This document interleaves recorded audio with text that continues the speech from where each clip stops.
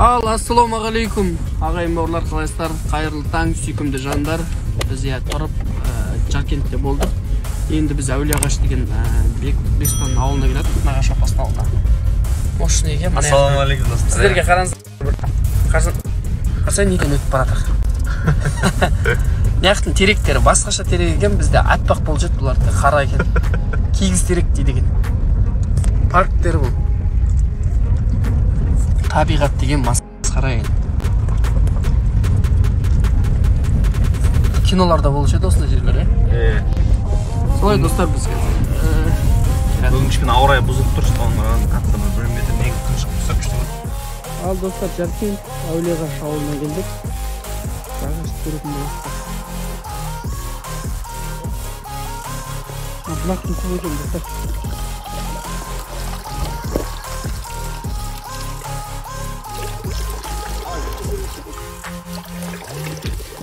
Қолмен жақсы кетеді дейді.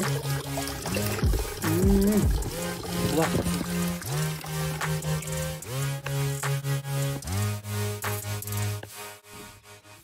Ал достар, келдік Әулиеағашқа.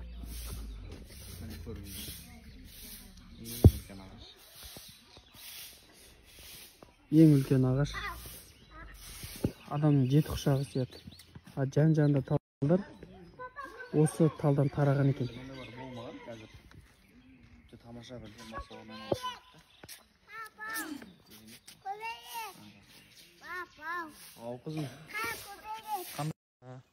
Ал достарым, дейін жаңа мен сіздерге айтқан Әулиеағаш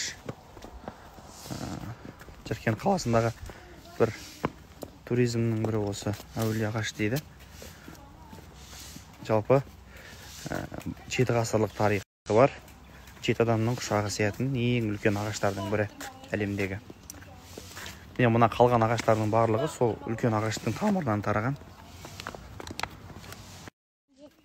Ал достар, мен жаңа айтқан ең үлкен ағаш.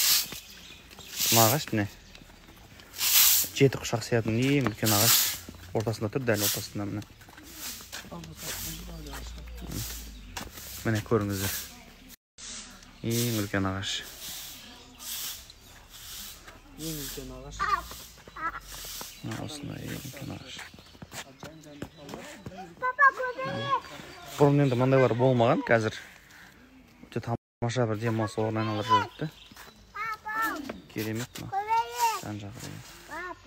Ау қызым. Қандай көбелек? Шу-жума көбелектер?